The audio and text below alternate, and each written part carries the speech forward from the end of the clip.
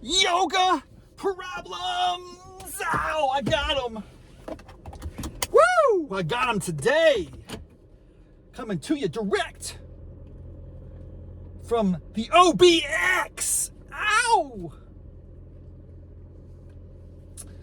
That's right, my friends, my fans, my loyal tens of listeners. We are wrapping up the year strong on Raff's brain. Hot yoga problems. Oh, baby. I just got annihilated. Down here in Nag's Head, a little studio called OBX Hot Yoga. And they do not play games. They are not joking.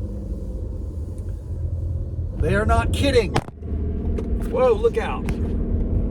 They are not messing around on this island when it comes to yoga, my friends. Who would have known that such a remote, isolated place would have some of the best hot yoga you'll ever experience, man? It's never a disappointment, dude. It always crushes. Always. And today was just insane. Oh, first of all, give it up. Slow clap. Slow clap for heat, baby. Heat. If you advertise yourself as a hot yoga studio, you got to crank that heat, boy. And they do it down here, but they don't even, I don't even know, man. They must have their own energy plant out back. How do they power that place, dude? They must have like a coal mine. They probably employ the whole economy down here, just keeping this electric grid on tap, on point. Man, it's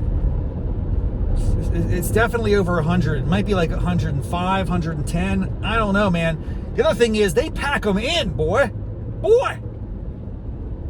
I mean, it's wall-to-wall bodies. Now, I got there early because the early yogi gets the pose, as we know. And I didn't get an ideal choice would be a back corner, but I got a front corner by the mirror. But still, there was a person to my right. There was a person behind me. There was a person diagonal to me. There was a couple moments of physical interaction that was unplanned and unscripted, and it was okay. Because when you're in a space that tight, that packed, that close, you know it's bound to happen. Just don't be creepy. Don't be creepy about it. Don't linger. If your flesh touches someone else's flesh, you don't let it hang there. Like my toe was pointing back. I was doing a bird dog or something, and I think my big toe might have touched the person behind me on the nose. I don't know what body part. It was probably her face. Hopefully it wasn't her eyeball. I don't think I gouged her eye with my big toe. The key point to this is I pulled it back very quickly. I wasn't there to sustain contact. Okay? That's a general principle in life, man. Any inadvertent touching needs to be repealed immediately to acknowledge the accidental nature of the infraction. If you let it linger, then it opens up the doors to all sorts of speculation. What are you thinking, dude? Have you ever had that happen? It could be like in a swimming pool. It could be in a hot tub, you know, you're kind of close up against strangers and someone's toes starts grazing your shin and you're like, hey, do they realize that's my human body part? I mean, you got to stay away from me. Don't touch me. I'm not touching you. We should not be touching each other in a public space like this. And that's, thankfully, it was an infraction that I believe was immediately forgiven. This is going to happen. And it happened to me from my right. Doing the wild thing, dude. Not the wild thing as we think of it from Tone Loc. There's an actual pose called the wild thing.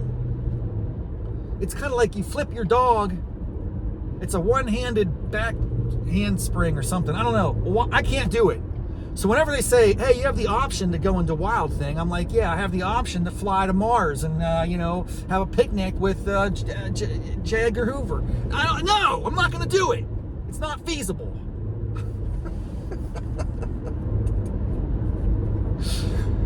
Oh, goodness. The Wild Thing, man. The Wild Thing. It's hard to do a Wild Thing in a setting like that. First of all, I'm up against the wall. Do you understand? One half of my space is a solid object, physical matter that cannot be penetrated by the molecules that compose my human body. So I can't really go through the wall. I'm not the Kool-Aid man. I can't be like, yo, hey. No. So I do a Wild Thing. I can't do it one way. You don't want to do it. It's like a Wild Thing is definitely one of those poses. They say balance is important in hot yoga. I adhere to that principle. If you can't do it on one side, you better not do it on the other side, man. Because if you get like a half of a class with Wild Thing, you're going to be off balance the rest of the day. You just better hope you don't get pulled over by the cops for a DUI. You're going to be staggering, even if you had nothing to drink. You're off balance. You're off kilter for at least 72 hours. That is a scientific fact. Peer-reviewed, double-blind journals, man. It's real. It's real.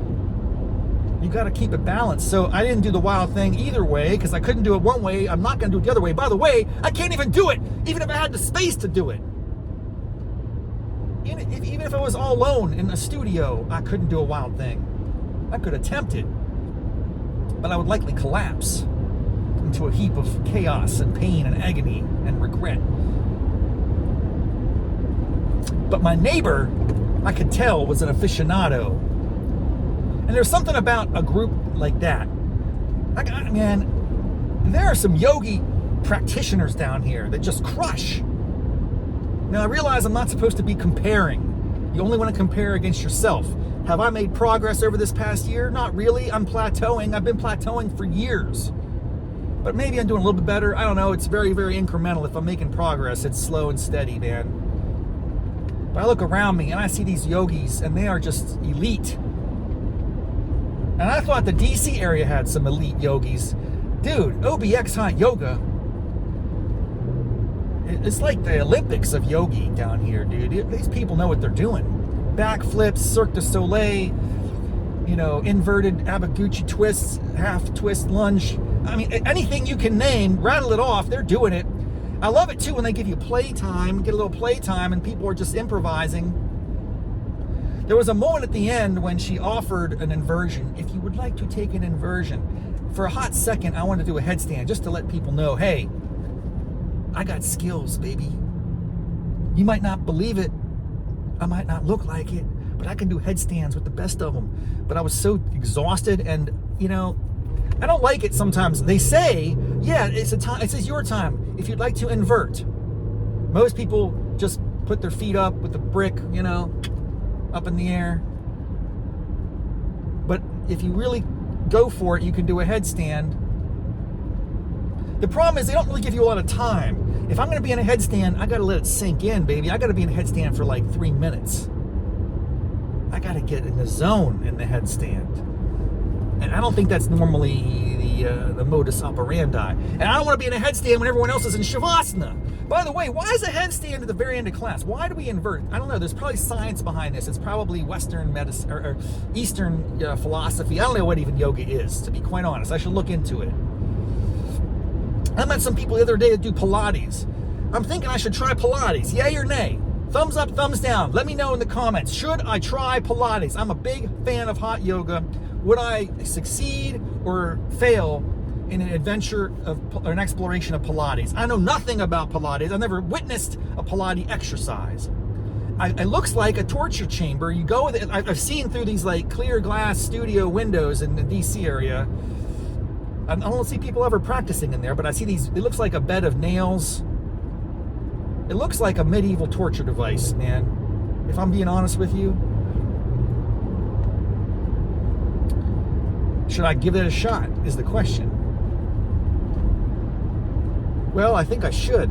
I met some Pilates studio owners in Germany, of all places. They're down here partying in the Outer Banks for the New Year's holiday, and just chatted them up a little bit at a wine party, and it was like, wow, they own Pilates studios in Germany. And get this, did you know Pilates was created by a German back like in the earlier 20th century, I think. I'm making this up. This is totally word of mouth. I have not verified or validated any of this information you're about to hear. Maybe you can correct me. But the gentleman's name was Herr Pilates. Herr in Germany, and Herr means Mr. So if I had a surname in Germany, it'd be like Herr Rafferty. But in this case, the dude is Herr Pilates, and he was teaching people these things, whatever. I don't even know what Pilates is, like stretching, deep stretching. How is it different from yoga? I'm very curious now, because when I confessed to the Pilates studio owners, the German Pilates studio owners, I explained to them, I said, hey, yo, stop. My glasses, I got these glasses, dude. I got these glasses that record stuff. I haven't really figured out how to use it yet. Don't ask me why I got it. It was an impulse buy. It was on steep discount at my eye doctor when I was getting my exam, my annual checkup. Anyway, where was I? Herr Pilates! Herr Pilates! The German creator of Pilates. I'm not sure if he knew he created Pilates. He was just teaching people how to stretch on a board, and apparently it took off. I don't know. I'm going to look into this. I guess the question is, does Pilates complement hot yoga, or is it a substitute? For instance, if I did 2 to 3 sessions of hot yoga a week and I added in 2 to 3 sessions of Pilates a week, would that make any sense? Or would I be better off cutting back on the hot yoga, introducing Pilates, and then doing more strength training, which is really non-existent at this point? I need more push-ups, pull-ups, squats, lunges, jerks, what they're called, deadlifts. I need more muscle building stuff in my life, but it's my least favorite form of exercise. Push-ups, sit-ups, I can handle that. It's the weights, man. You put a free weight in my hand, I don't know, man. I kind of just don't even want to think about it. It's not my jam. I feel like I get a decent amount of strength exercise in a yoga studio. Anytime you do a vinyasa, you're doing a push-up, and you do one of those one-legged vinyasas. I'm pretty good at those. Chimichanga, chaturanga, one leg, baby. Ow! I crush it. It's like doing a one-legged push-up, and it's good for your. I feel like I'm doing okay. But I could probably stand to do more like these tricep, bicep curls. Butterfly machine going. Dude, you can go. There's no one here. What are you doing? The traffic, the drivers down here. It's a mixed bag. It's a mixed bag. I mean, at least in the DC area, you just know who to look out for. Maryland tags. Be on the lookout. Be on the radar. You got to be alert. I got a little Maryland radar on my car so I can see where those crazy drivers are. You got to avoid them. They're coming at you like the ghosts on Pac-Man, boy. They will mess you up. Down here, it's a little less clear. Of course, any Maryland tag ever, anywhere in the United States, you got to avoid that. You want to dodge that bullet. But other driving down here is a little bit less consistent. If you're a resident of the OBX, on your license plate tag it says OBX. That's pretty cool. It's a little testament. It's an acknowledgement of your geographic loyalty. So you can tell who the locals are when they have the OBX tag. It got me thinking, what if I got a new tag? It said OBX, but it was a Virginia tag. It might throw people off. OBX, what would the numbers be? What would go after that? OBX Something, something, something. I think I have 3 more letters, up to 3 more letters or numbers left. Outer Banks, what? I live in a place called Georgetown Sands. Maybe it'd be like GTSD. No, it's 4, dude. You can't do it. Dang. How about GTS? OBX GTS. That's cool, bro. I might do that. Yeah! Let's reveal to the world and the strange America public that, like, oh yeah, you have a place in the Georgetown Stand. What a great idea. What a great idea. Or OBX DUK, that could be fun. Or DUK OBX. No, I think you want to lead with the OBX. It's because it's kind of like a parody or a homage to the North Carolina plate. Yeah, man, I can see that. OBX! I wonder who the first person was to use that acronym for Outer Banks. It's pretty lazy. Yet, I've used it for many years. Before I knew about the OBX abbreviation, I did a lot of THX in my text messaging and some occasional friendly email messages. Not a work setting, just a friendly message to a friend. THX, that means thanks. Anything that has an anks at the end. Banks, thanks, tanks, spanks, cranks, wanks, janks, smanks. I'm running out of things to say. Some of those ones weren't even real, by the way. Yanks. Any of it could be with an AX, right? With an X. Does the X abbreviates for ANKS. Is that true? OBX. Outer. BX is banks. TX is tanks. I do THX. Thanks. Yanks. YAX. Is that right? Yanks. No, that's not going to work. That's yaks. OBX. THX. Yanks. YANX. I guess it could be replacing the K and the S, but that's a very inefficient abbreviation. To swap one letter for 2 letters is, you're only getting 100% markup or whatever. I don't know how I feel about that. I think that's minimally acceptable. Then you got the reverse. If you think about fish, PHISH instead of FISH. You're adding a letter. You are going the complete opposite direction. That makes you wonder, is F an abbreviation for PH?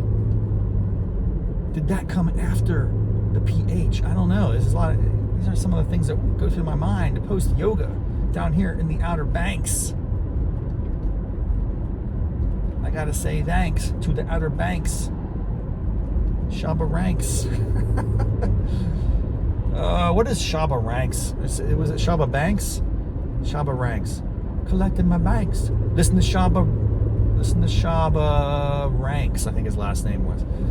Shabba Ranks. What is that dude up to these days? Is he alive? Is he just chilling on a Jamaican island somewhere?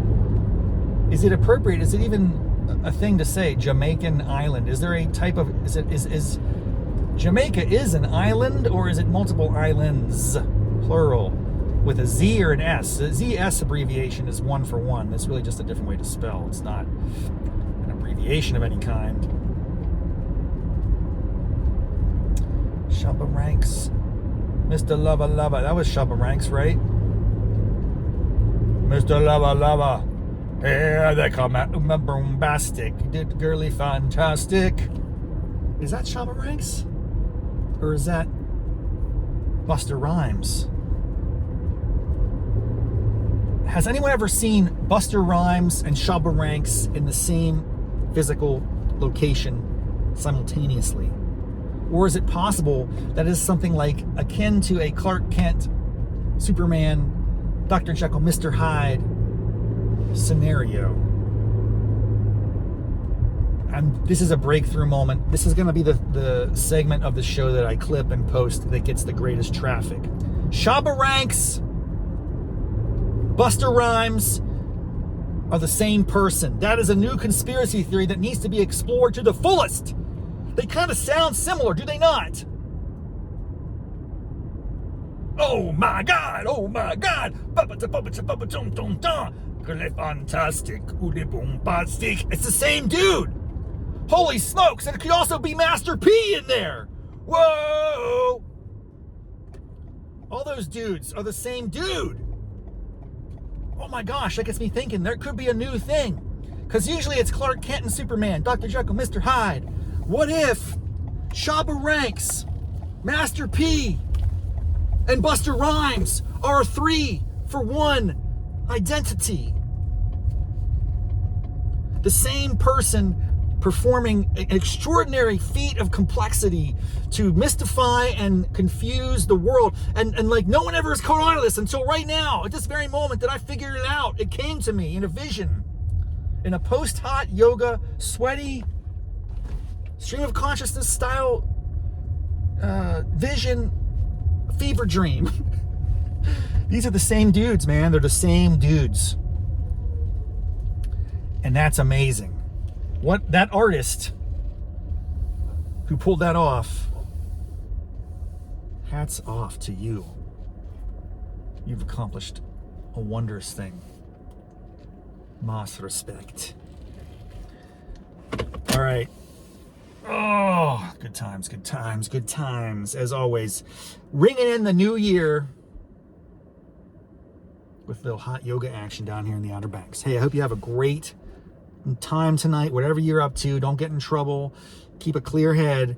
Wrap up this terrible year that has been 2025, and we roll into the next terrible year. Every year is the least favorite year repeatedly, right? Because we have this thing called nostalgia. It's an addiction. Let's rid ourselves of that and take the opposite perspective. Any day we're alive, we're healthy, we're looking forward, we have a lot of excitement on tap, lots of great things in line. Keep optimistic, man. It only gets better. That is a fact. I promise. Well, I don't know. I'm just making it up at this point. Have a great New Year's Eve. Stay safe, stay warm. And I'll see you next year on Hot Yoga Problems. Namaste, mofos.